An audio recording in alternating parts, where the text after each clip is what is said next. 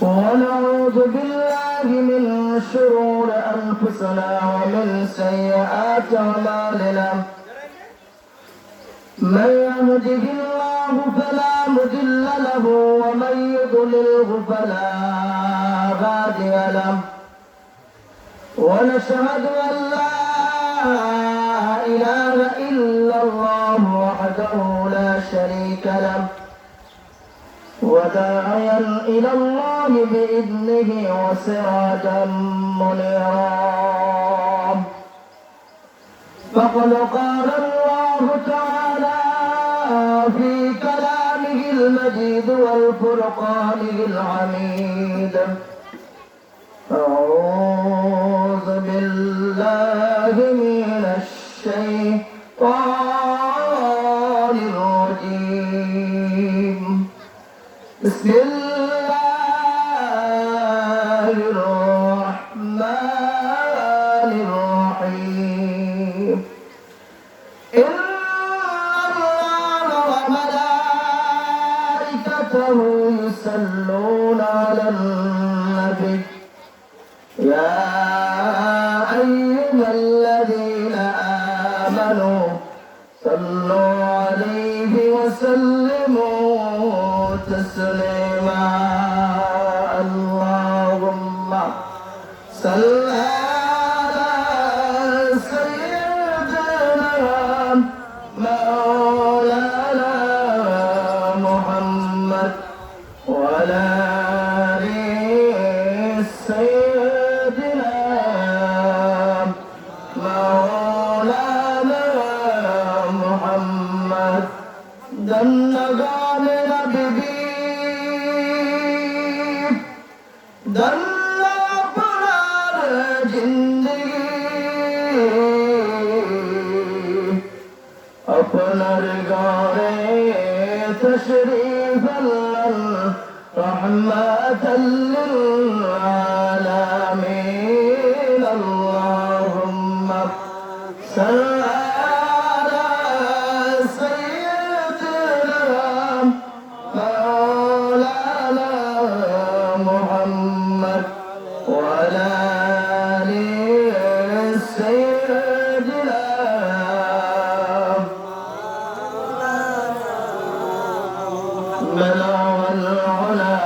بكماله كشف الدجى بجماله أسند جميع خصاله صلوا عليه وآله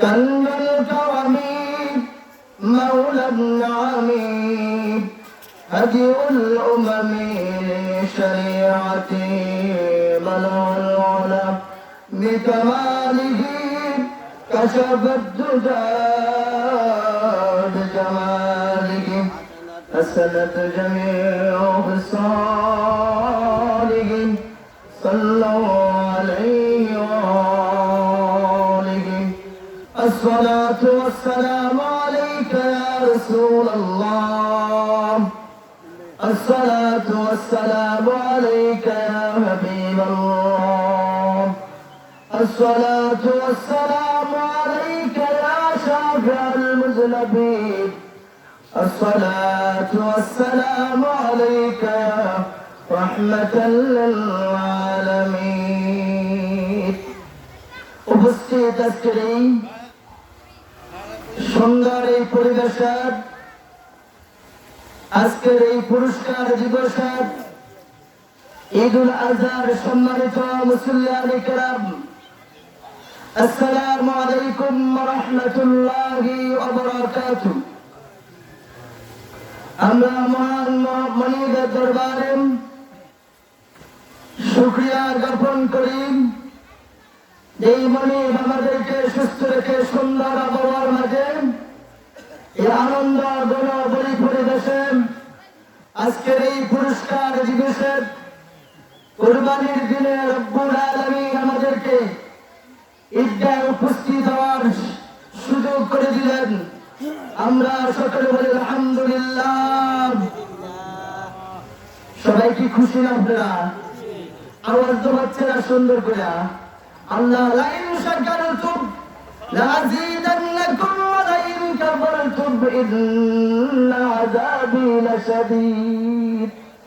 তুমি যদি আমার নিয়ামতের শুকরিয়া আদায় করো, আমি তোমাকে নিয়ামত বাড়িয়ে দিব। আজকের দিনটা আমাদের জন্য বড় নিয়ামত। সকলে বলো আলহামদুলিল্লাহ, আরো বলো আলহামদুলিল্লাহ। সম্মানিত মুসলিম কিরাম, এটা কুরবানির ঈদ, ঈদুল আযহা। ইব্রাহিম আলাইহিস সালাতু ওয়াস সালাম তার সন্তানকে এই দেবে আল্লাহ রাস্তায় কুরবানি দিয়েছেন, জবাই করে নাই, চেষ্টা করেছেন, ইচ্ছা পোষণ করেছেন। আল্লাহ রাব্বুল আলামিন ইব্রাহিম নবীর এই কুরবানি ইসমাঈলকে আল্লাহ তাআলা কবুল করে নিলেন। সুবহানাল্লাহ। সম্মানিত মুসলিম কিরাম, এই জন্য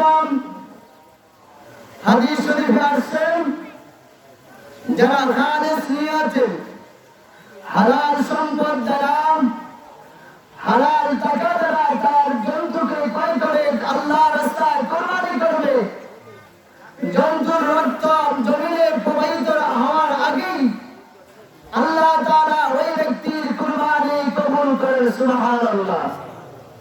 আজকের ঈদের দিনে আল্লাহর অসংখ্য লক্ষ কোটি কোটি রহমতের ফেরেশতাগুলো রাস্তার দুপাশে দাঁড়ানো আমাদেরকে আপনাদেরকে আহলান সালান মারহাবা অভিনন্দন মোবারকবাদ জানাচ্ছে, শুভেচ্ছা জানাচ্ছে। আমরা যদি খালেস নিয়তে আল্লাহর কাছে আজকে ঈমানে তওবা করতে পারি, আল্লাহ রাব্বুল আলামিন আমার জীবনের সমস্ত গুনাহগুলো মাফ করে দিবেন।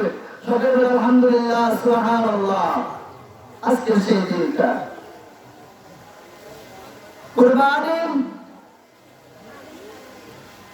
কুরবানির আলোচনা করেছি জুমার দিন। বলেছিলাম কুরবান শব্দ হচ্ছে উৎসর্গ করা, বিলিয়ে দেওয়া, আত্মত্যাগ করা। এই কুরবানি ইমাম হাসান হুসাইন কুরবানি হয়েছেন। ইসমাঈলকে আল্লাহ তার বাবা ইব্রাহিম আলাইহিস সালাতু ওয়াস সালাম আল্লাহর নির্দেশ মোতাবেক কুরবানি দিয়েছেন। মা ফাতেমা তার পরিবার তুরকান ইমাম হাসান এবং হুসাইনকে নবীজির উম্মতের জন্য আল্লাহ রাস্তায় কুরবানি দিলেন, উম্মতের জন্য। সুবহানাল্লাহ। এই কথাটা মনে রাখবেন, শুধু জন্তুকে জবাই করার নাম কুরবানি নয়। আপনিও আল্লাহ রাস্তায় ওয়ালা তাকুলু লিমান ইউকতালু ফি সাবিলিল্লাহ, তোমরা যারা আমার রাস্তা, আমার দ্বীনকে বিজয় করার জন্য নিজের জীবনকে আমার রাস্তায় কুরবানি করবা, তোমরা তাদেরকে মিথ্যে বলো না, তারা জান্নাতি, তারা জান্নাতি। সুবহানাল্লাহ। শুধু মানুষ কুরবানি হবে তা না, আল্লাহ কয় তোমার সন্তানকে আমার রাস্তায় কুরবানি দাও, তোমার সম্পদ আমার রাস্তায় কুরবানি করো, তোমার টাকা পয়সা আমার রাস্তায় কুরবানি করো, তোমার খায়াস, তোমার আমিত্ব, তোমার অহংকার, বরত্ব সবকিছু আমার রাস্তায় কুরবানি করো। কুল ইন্নাস সালাত ওয়া নুসুকি ওয়া মাহইয়ায়া ওয়া মামাতি লিল্লাহি রাব্বিল আলামিন। আমার হায়াত, মত সবকিছু আল্লাহ পাকের জন্য কুরবানি করার জন্য প্রস্তুত থাকতে হবে। এটা হচ্ছে কুরবানির সারমর্ম, সার কথা। লাইনটা ঠিক করেন না। সম্মানিত উপস্থিতি, এখানে আরো একাধারে দোকান দিয়া অথবা বুঝলে তারা চলে আসছেন। এই যে তার ভাল্লা চেয়ার জুতা সরাইলাম, এদিকে তার ভাল্লা বিছে দিতে হবে। যুবকেরা উঠো, কয়েকজন যাই এদিকে তার ভাল্লা বিছে দাও, হাবিব যাও, তার ভাল্লা বিছে দাও। সম্মানিত মুসলিম কিরাম, আর মাত্র 10 মিনিট বাকি আছে। এখনো যারা প্রস্তুতি আছেন, বাড়ি ঘরে আছেন, কাজকর্মে আছেন, যথা সময় ইনশাআল্লাহ জামাত দাঁড়িয়ে যাবে। যারা যেখানে আছেন তাড়াতাড়ি চলে আসুন। আমিন। সময় সংক্ষিপ্ততার কারণে কুরবানির আলোচনা করব না। এই ভাগে একটা মাসালা বলে দেই। এই মাসালাটা আজকে 10 জনে প্রশ্ন করেছেন, প্রমাণ ইম্পর্টেন্ট, সেটি হলো যে কুরবানির সাথে আকিকা দেওয়া যাবে কিনা। কুরবানির সাথে আকিকা 100 বার দেওয়া যাবে, তবে উত্তম হচ্ছে আকিকাটা আলাদা দেওয়া। আপনার যদি সামর্থ্য থাকে, তৌফিক থাকে, আপনি আকিকাটা 7 দিন 14 দিন 21 দিনের মধ্যে আদায় করেন। এটা কোনো ফরজ ওয়াজিব নয়। আপনি এটা যে কোনো সময় পরবর্তীতে যে কোনো দিন যে কোনো মাসে আকিকা, নিজের আকিকা, সন্তানের আকিকা, মা বাবার আকিকা, দাদা দাদির আকিকা, নানা নানির আকিকা যে কোনো দিন যে কোনো মুহূর্তে আদায় করা যায়। তবে উত্তম হচ্ছে আপনি আকিকা আলাদাভাবে আদায় করা, এটা সুন্নাত এবং সওয়াব হবে। আর কুরবানির সাথে আকিকা দিলে আকিকা হবে, অবশ্যই দেওয়া যাবে। কুরবানির গরুর বিধান, বাঘের বন্টনের খাওয়া দাওয়া এবং বিক্রি করার বন্টনের যে বিধান, আকিকার একই বিধান, এখানে ইখতিলাফ নাই। কথা শেষ।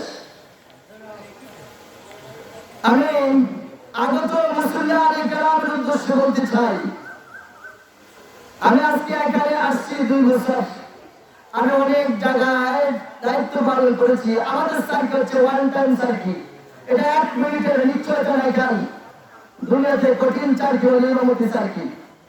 আজকে 2 বছরের অভিজ্ঞতা দেখছি, অনেক লোক বছরে একবার রমজানে আসেন আর কোরবানির ঈদে আসেন।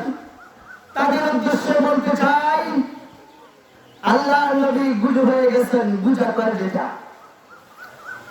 আমরা যারা আয়েশা একদিন রাসূলের চাদর মুবারক গায়ে দিচ্ছেন, এমন সময় রাসূলের গুজুতে ভরে গেছে, রাসূলের শরীরের মধ্যে গর্ত, পিঠের মধ্যে গর্ত।